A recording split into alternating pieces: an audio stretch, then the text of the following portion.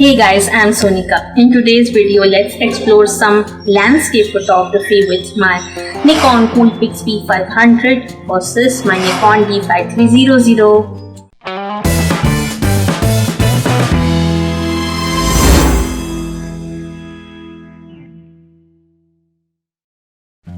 Please subscribe to my channel and turn on the bell icon to get notified whenever I am on YouTube. Thank you. I recently went for a landscape photography tour to Marshall Ghat and engaged in some crazy landscape photography with both my cameras, the Nikon Coolpix B500 and Nikon D5300. And I got some pretty cool results with both my cameras, which I will share with you guys in this video. But first, let's jump into the settings. Now for any camera, for landscape photography, you must try and keep the least ISO available on your camera and try using a tripod. First, B500, like I said, I'm going to switch to the least ISO of 125 and white balance will be auto, and I'm going to use manual focus, and the focus mode will be pre-focus. D5300 settings.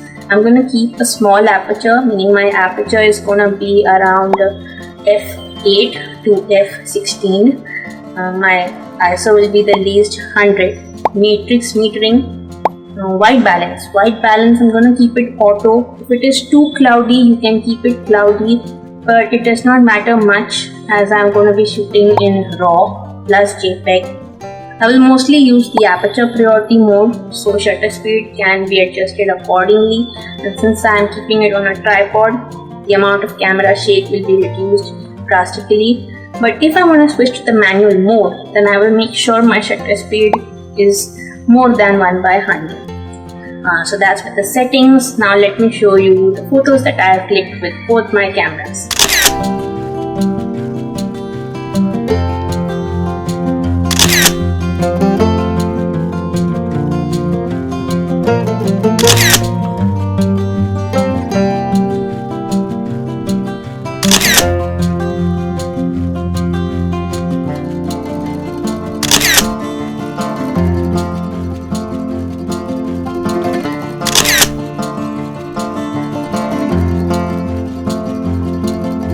There are many options available in your camera that can help you in your landscape photography.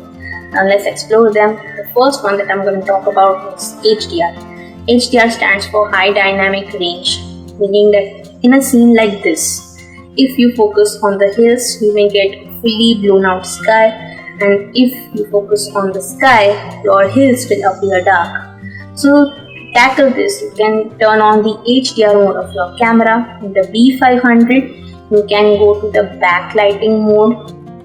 Go into the menu. Then turn on HDR. That's it. And then you click a normal image and the camera will automatically take care of the exposure. You don't need to do much here. But in the DSLR D5300, you can use the HDR mode only if you click in JPEG. If you want to click in RAW, then the HDR mode will not turn on. So, in my opinion, it is better to get a RAW file rather than get an HDR JPEG. You will be able to extract more detail and exposure from your RAW file rather than an HDR JPEG. But still, if you want to explore it, you can first set your image quality to JPEG only, and then go to the shooting menu. Come all the way down to HDR. And turn on HDR. That's it. That's all that you need to do, and then you can click an image. According to me, it is better that if you explore bracketing in your camera. For bracketing, you press the info button and turn on bracketing. Now you have so many options here. So what they mean is that if you click +1, your camera will click one image in 0 exposure, one in +1, the third one in -1. Then you can take these 3 images and combine them in Photoshop. First you turn on this option. You can choose any type of exposure, guys. You can choose 0.7, +1, whatever you like. Select that option and then click 3 images and they will be recorded in different exposures. So for this it is better you have a tripod. If you don't have a tripod, it may not work that well. So once you get your 3 images, you take them in Photoshop and I'll show you how you can edit them. Here I have my 3 files that I am going to edit into an HDR image.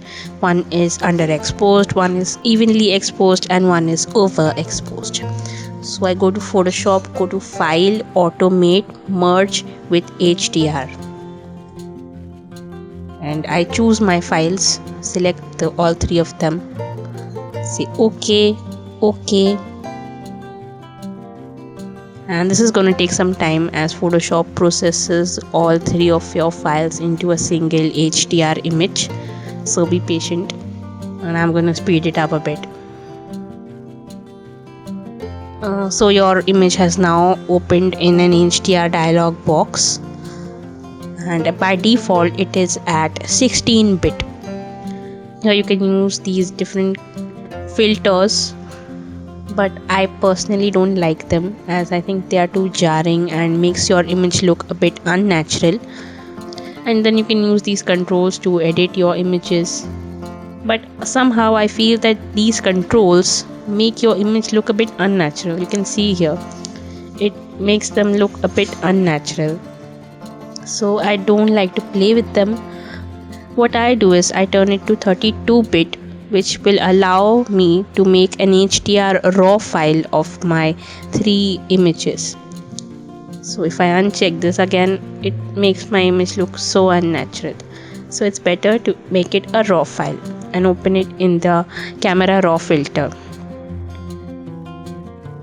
This is again gonna take some time as Photoshop is gonna take your 3 separate raw files and make it into a single raw file.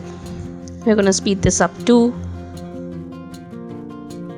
My raw file is open now and I can edit it normally like I edit all my images.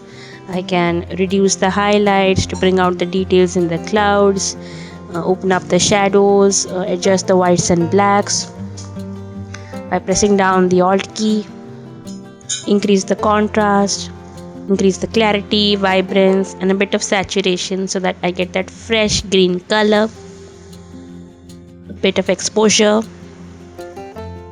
Play with these curves so that I get somehow an even histogram. That's it. I'm quite happy with my image, so I'm going to open it. See the difference it makes. My colors have really come out in the HDR raw file. Next is panorama. In the B500 you can use the panorama option by going to the scene mode. Go into the menu. Easy panorama.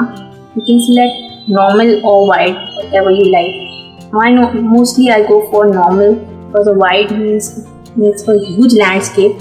Normal also gives me a good enough image, so I'm gonna go with normal. If you want to know in more detail about the panorama mode of the B500, I've made a separate tutorial for that too. It's right here, please check it out. Or else the thing you need to do now is start clicking. Just press the shutter release button, move in any direction for the panorama to work, and that's it. Don't need to do anything else. But in the DSLR you don't have any shortcut option for the panorama. You have to click each image manually. So keep your camera on your tripod, click one image, then move it a bit to the side, click another one, and keep clicking till you cover the entire area. Then you need to combine them in Photoshop like this. Here I am in Photoshop and I'm gonna import my panorama shots individually. I go to File, Automate, Photo Merge, and I'm gonna browse and select my panorama shots which I have clicked separately. I have 8 raw files which I'm gonna select and import. All my files are in here, so I'm gonna hit OK. It is going to take a long time for Photoshop to process my panorama, so I have to be patient, and let's speed this up because it took me around 10 minutes for the file to process. Yeah, it did.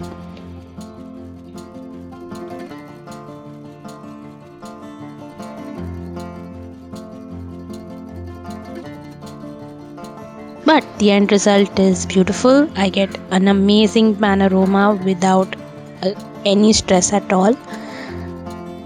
Now I'm going to combine these different layers into a single one. So I go to layers, merge visible. My panorama looks a bit distorted at the edges, so I'm gonna go to filter, lens corrections,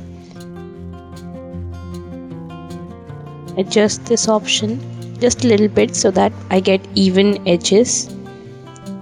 That's it. Okay.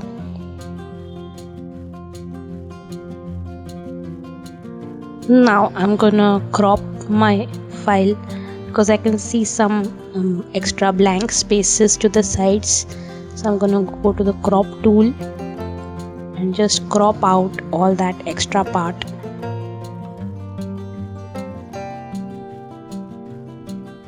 Hit enter when I'm happy with my image.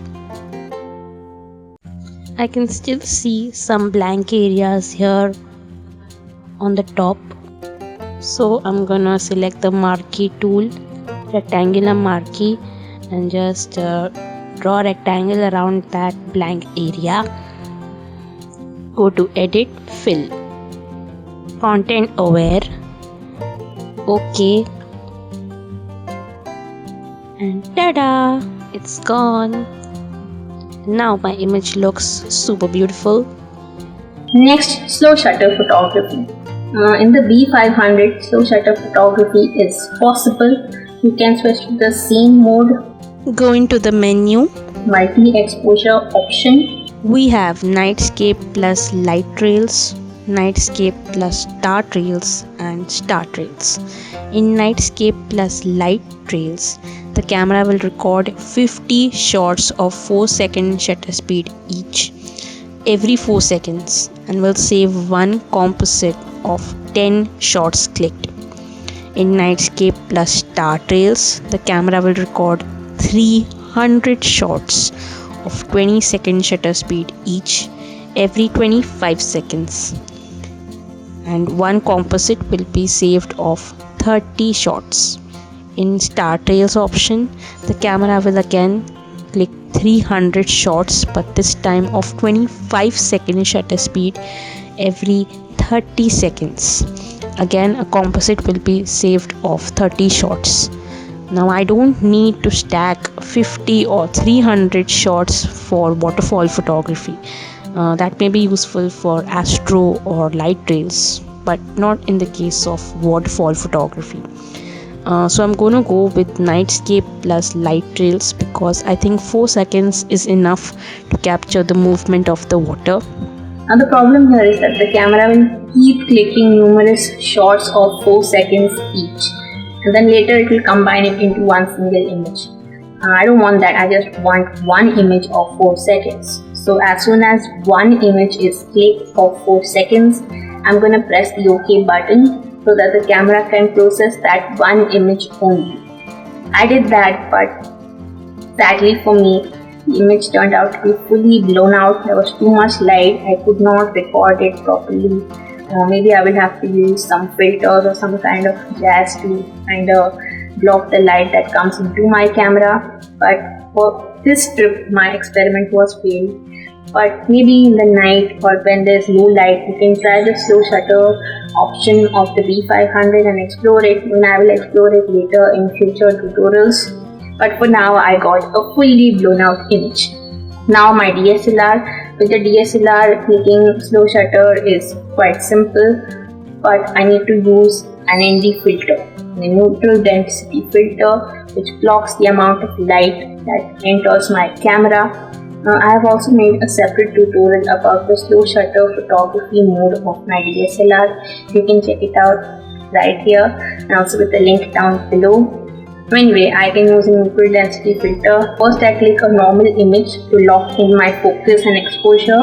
Then attach the ND filter, switch to manual mode, manual focus, increase my shutter speed to 4 seconds.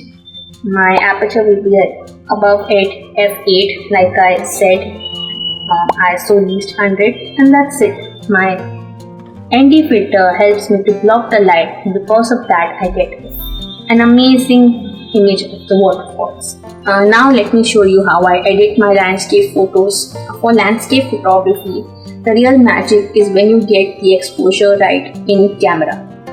It saves the amount of time you spend in post-processing, and your images should be such that you get it 90% right in camera. So you don't have to over-process or manipulate them in any way. It shows the landscape as it is with the correct exposure. So I'm trying to achieve that, and now I'm going to show you how I edit my landscape images. I'm in Photoshop, and here is my image clicked with the Nikon Coolpix B500, and here is the image clicked with Nikon D5300. And like I told you should try to achieve the exposure correct in camera. So this is 90% correct in camera, so I don't have to stress much while post production. If I want, I can even post this image as it is on Instagram or Facebook without really post processing, but we still need to achieve the 10% that is lacking in this image, which we can enhance. So let's do that. I'm gonna go to edit the Coolpix image. First I go to camera raw filter. First thing I'm going to do is reduce the highlights so that I get more detail in my water and the clouds and sky.